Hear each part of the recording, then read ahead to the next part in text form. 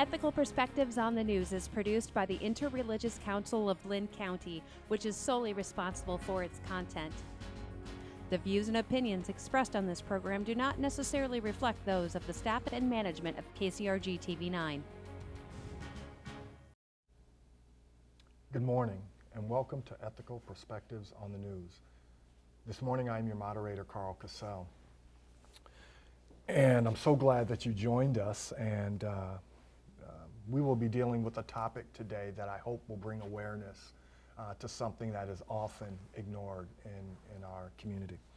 There are many people who you might interact with every day that on the surface seem fine, but are in fact living with chronic pain. Simple tasks that many of us take for granted become difficult or often require assistance. Suffering in silence often becomes their new normal mode of operation. But fortunately, some have relationships that allow for easier days and a stress reliever. We are going to lean in a little bit this morning and learn about the struggles, but attempt to celebrate the times of comfort and joy that might accompany this pain. So I have three guests that are joining me today, and to my immediate left, we have Dr. Luke Hansen, clinical psychologist at Mercy Medical. How are you today? Very good, thank you. Thank you for being here. In our middle, we have Bob Schneider, who is a patient who suffers from chronic pain. Good morning. Good morning. And on his immediate left, our end, we have Lora Schneider, who is a caregiver for Bob. I'm his wife. And his wife, thank you. Primarily wife, yes. Primarily wife. That's what she signed up for. The It's rest all of it part of the kind job, of yeah. happened. Yes, but thank you for being here as well. Thank you. And so we want to first start out by just having chronic pain defined. And what's the difference between chronic and acute pain? Well, unfortunately, I imagine Bob can more truly define it on a deeper level as far as what that experience is like. But as far as the technical definition, chronic pain would be any pain that has persisted longer than 3 months. So it's no longer acute pain. It's pain that's outlasted that typical healing process. It can become a lasting nerve pain, or in some cases pain that may be related to nervous system issues, but pain that is ongoing, sometimes no clear cause as to why it's clear indication of why it's continuing, but nonetheless, of course, very much interfering with that person's functioning. Mm-hmm. Anything you want to add? No, I mean, I think that's part of the struggle with it, is because there's not an obvious injury that's still existing. There's not an obvious illness that's still around, but the patient still has these symptoms, and doctors struggle trying to figure out how to treat it because they can't really identify the root cause of it. So chronic pain is one of those so-called invisible disabilities. Mm-hmm. There's no obvious indicator of it, but the person's suffering from it. Certainly. So how does it impact your day-to-day activities and or the people you love or interact with? And please, I want you to talk from the perspective of a wife and a caregiver as well.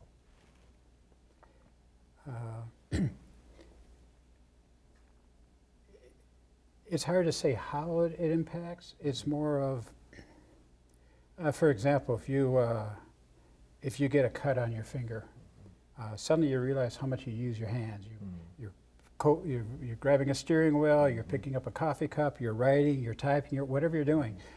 You may still be able to do these things, but there's that nagging sense there's something wrong because I've got this cut on my finger and it's really irritating to me. And sometimes you just stop and kind of hold your finger out and just let the throbbing kind of subside a little bit before you go on again. Right. People with chronic pain typically experience that 24 hours a day, 7 days a week. It just never goes away. And because there's a portion of their mind that is trying to deal with this pain, which may be very specific to an area or may be very widespread, but there's always in the back of the mind this pain that's chewing away at them. And because of that, then it starts affecting them cognitively. They lose focus, they're not able to commit to things because, oh, what if it gets bad when I'm going out and doing this? It in some ways, can make your life very much a small portion of what it used to be, unless you very aggressively try to overcome it, or I can't say ignore it, but try to not let it influence your activities near as much. It can affect your personality dramatically. You get very short-tempered. You forget things. You can become self-centered because you're so focused on dealing with your pain, you kind of forget about everybody else. It can be a major change in your life going through a chronic pain situation. As a family member, caregiver, it is a major change because the person that you have known and loved for, well, for us it was, 35 years before he encountered this. It was a major change in our relationship, how our home functioned, because things that he normally took care of, he was consumed with just managing the day-to-day. So those things were beyond him at that point. And yet, he's still the head of the home and the provider, and it's like, so there was a major shift in our roles. So a lot of talking, a lot of working through, and of course when it first comes on, there's so many questions because you don't understand what's happening. Okay, you got sick, you should get well, and we go on, but it didn't get well, therefore there's a lot of redefining of roles, redefining of activities, a lot of questioning, having a lot of discussions. Well, I normally did this, yes, but you haven't done it in 6 months. I think it's time I do it. That kind of thing. Or we neither one are able to manage this by time or ability. How are we going to get this done? Get the lawn mowed, get the driveway shoveled. So the little practical things change as well. But it takes a lot of love, understanding, like he says, the personality may change. Bob was, I think he was exceptional through, and has been through it all, to stay positive. But I knew when he wasn't positive that he was beyond his ability to cope with the pain. Well, that wears on the people around him as well, because we see him suffering. We want to fix it. You can't fix it, and you can't change it. You can't help them be more comfortable. So it really does wear on a person. And just working through, okay, how do I handle his pain? And that was a new thought to me. Because, like you said, you are willing to go through things with each other, but when it doesn't stop, it's like, oh, well, this is a redefinition. How do we handle this? And so we've had a lot of laughing as well as some crying. But that's part of the journey. I'd just add, a lot of times when I tell people that, or they ask me what I do, and I'll say, clinical psychologist, and I work with patients with chronic pain. What does that have to do with pain? You work with mental health disorders, don't you? You're a psychologist, and I explain to them that chronic pain is, as you were saying, so much more than just that physical aspect of pain. It affects you, as you said, cognitively, emotionally, behaviorally, in terms of relationships, even spiritually for some. Why is this happening to me? What did I do to deserve this kind of thing?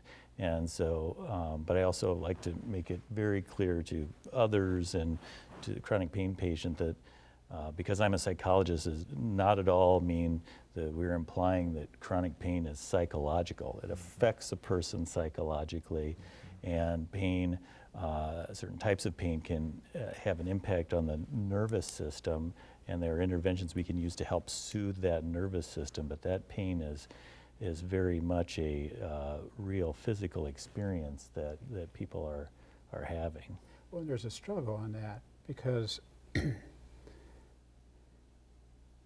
I sit here, I'm looking at that plant, and I'm seeing all these fine leaves and broad leaves and all these different colors on there.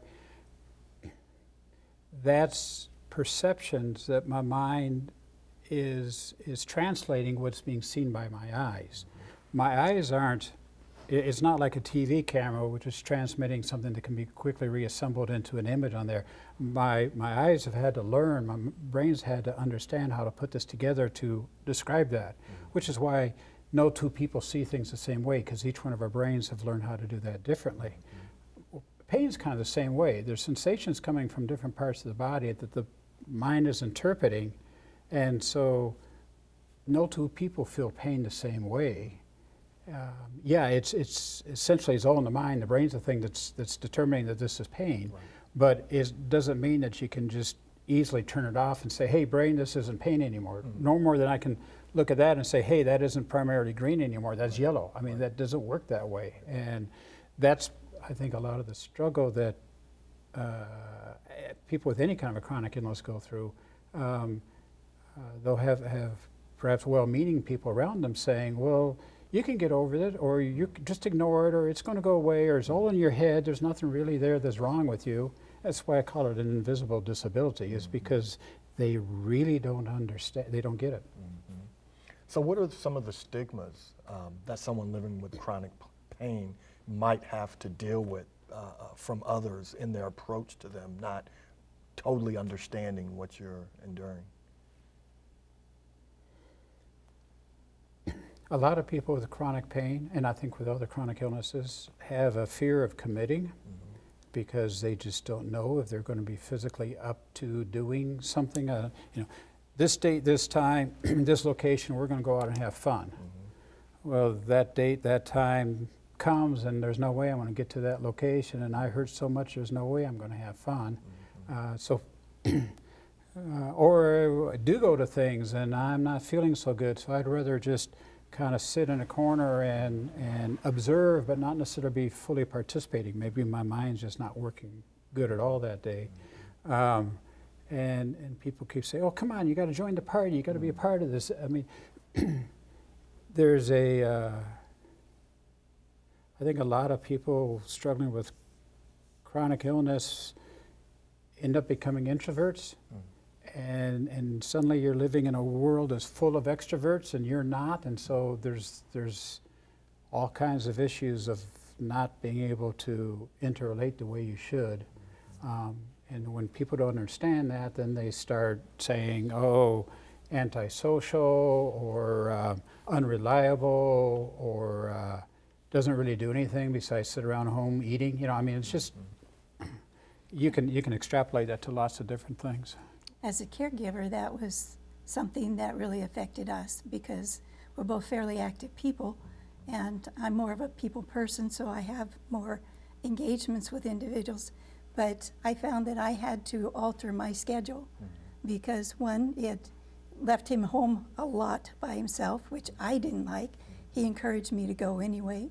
But also, when I got energetic or busy, he got tired. And it didn't make sense to me for a long time. Well, why should you be tired if I'm the one doing stuff? But it drained his energy because he's connected to me. And that was something I didn't understand for a very long time. That was an adjustment for both of us. It was like when Dr. Luke had mentioned this and was asking about it, I said, boy, I don't know. Evening time is when I have the worst part of being, my cognitive abilities are dropping down. I've run out of energy by the end of the day, and can I get involved? As I know people are going to be watching this in the morning, but we're taping this in the evening, and so you have to think about these things where you didn't used to, but now you're considering a lot of other issues whenever someone asks you about being engaged on something. I think talking about the stigma, you know, everybody's experienced acute pain at some time in their life, and I think they confuse that sometimes with chronic pain and just assume that, you know, you're still in pain. You know, I've been in pain, I got over that, and then, you know, I moved on. So there can be sometimes this misperception or stigma that you're not tough enough, or just, you know, take an Epsom salt bath and, you know, get over it kind of a thing. And don't really realize the complex nature of chronic pain and everything that's involved in it. the other thing that comes to mind when you ask about the stigma that a lot of my clients, patients struggle with is there is certainly an opioid epidemic in this country, but that there are also many, I would say the majority of my patients who've had chronic pain that have had to use opioid or pain medications or continue to use it responsibly, do not abuse it, and have struggled with that too, because with the attack on the opioid epidemic, a lot of people have, the pendulum has swung in such a strong direction. A lot of people have struggled despite never having abused the medication or having a history of addiction. So that's an extra struggle. And you say that, and that reminds me of another very strong stigma that chronic pain patients really have trouble with, and that is dealing with the medical community. Because if they're in a pain crisis and they're seeking some kind of relief and they go to the emergency room, there's a lot of perception that these are just drug abusers who are seeking to get another fix because their body's withdrawing, and that's not the case at all.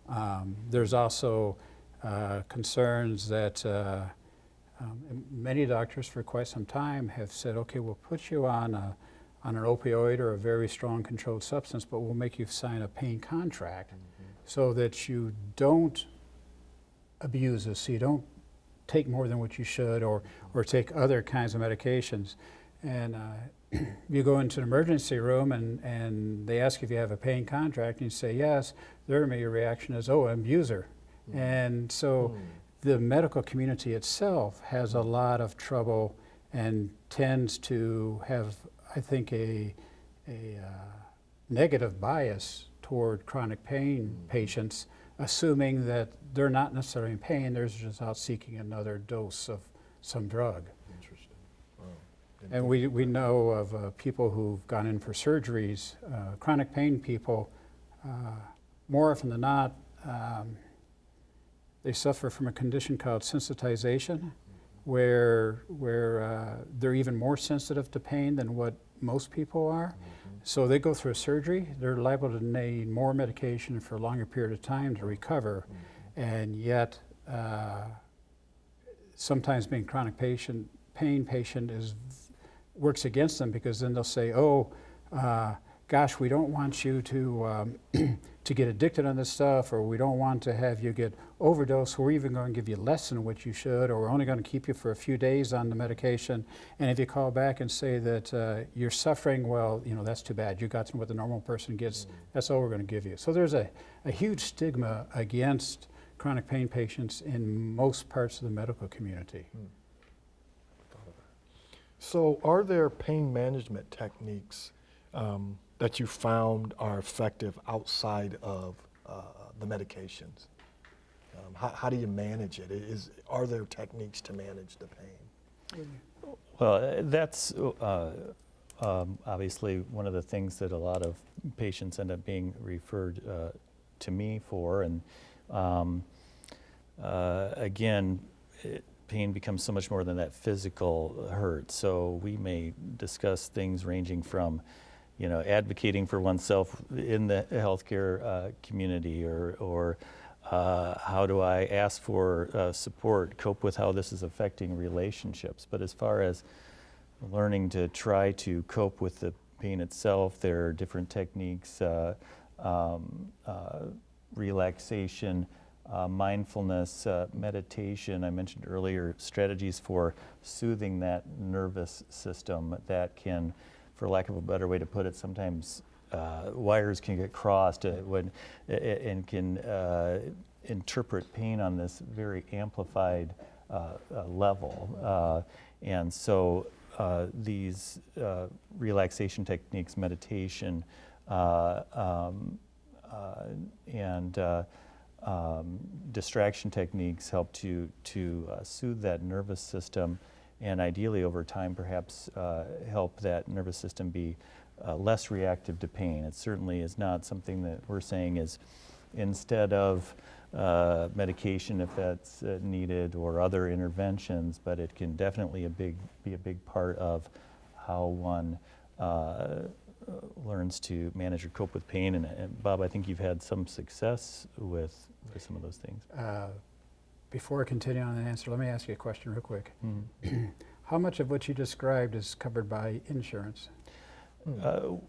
Right, as far as, right, I mean, that's a very good point, that, going back kind of that opioid crisis, is that as much effort has been put into trying to reduce pain medications and that type of thing, not a lot of money or effort has been put into helping people find these alternative strategies for coping with pain, or even putting education out there about how these things can help, whether it's these psychological techniques, cognitive behavioral therapy, meditation, mindfulness, or even yoga has been found to have benefits for chronic pain, biofeedback. But certainly in some cases, those are, when it comes to biofeedback, cognitive behavioral therapy, there you can come to someone like me, but there aren't very many resources. I'm the only full-time health psychologist at Mercy. There's one, and they're working on hiring another at St. Luke's, the last I heard.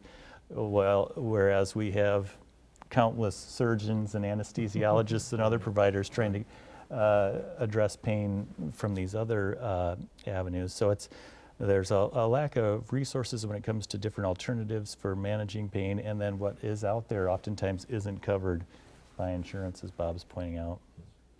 So, to Dr. Luke's point,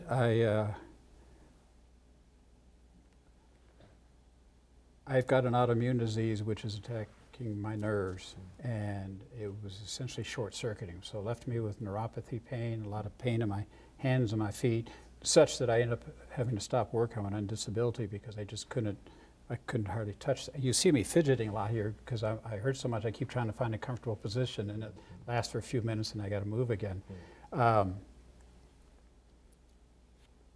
That disease has gone into remission right now, and what I'm left with is, as diagnosed up at Mayo Clinic in Rochester, central sensitization. So now I've got a mind that overreacts to sensations, and their answer is, they say medicine is not going to deal with this. Not the Western medicine of popping a pill. That doesn't do any good. It's all this alternative medicine, which is not covered by insurance. So then a lot of patients who are in the same situation, we got to figure out on our own what's going to work for us, or we pay out of pocket on our own for things, because while the medical research shows that these various techniques are effective, the insurance companies don't believe that, and so they won't cover it.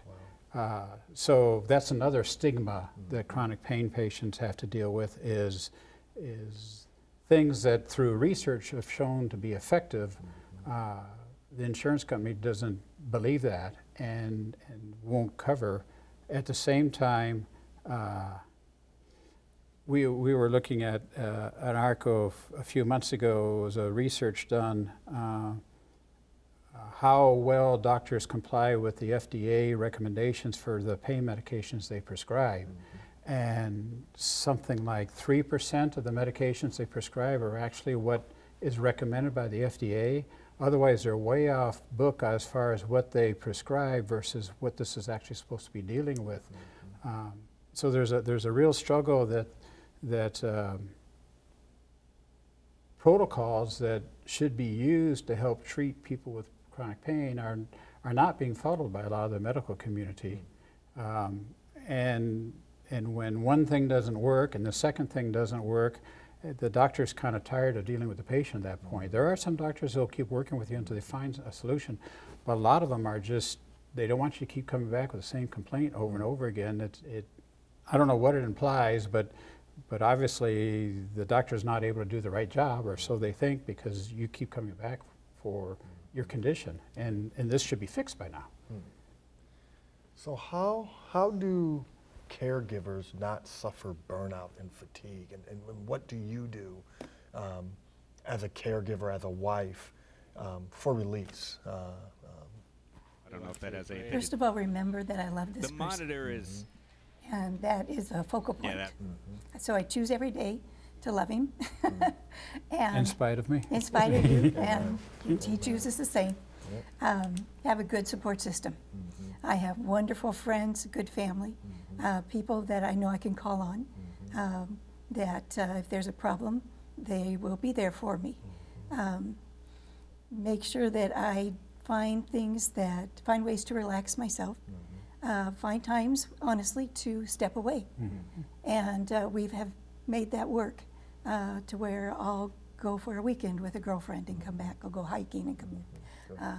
Find things that bring me relaxation. My faith is a big part of being able to cope. I think without my relationship with Christ, I'd have been in big trouble. And at Bob's worst times, I, for the first time in my life, understood Job's wife when she turned to her husband who'd suffered with chronic illness and pain and said, just curse God and die. Well, I didn't come to that point of cursing God, but I did pray, Lord, take him or heal him, because I can't handle it. So I had to turn to my faith. And the Lord is always good. He's always responded and helped. And in those times, I too was hanging dearly onto my faith. There were times that, well, especially at night, I wake up and I'm in pain, and I don't want to disturb her, and yet I can hardly stand to.